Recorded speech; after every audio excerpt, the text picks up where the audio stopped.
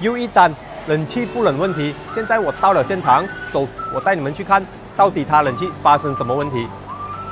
来，你们看，这个冷气的喉已经结冰了。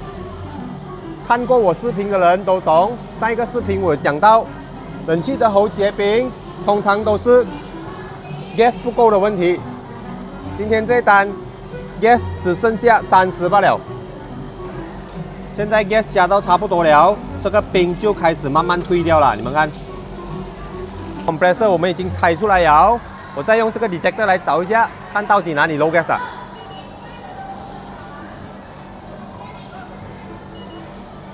现在 indoor 我也用这个 detector 来 check 一下，看到底有漏 gas 吗？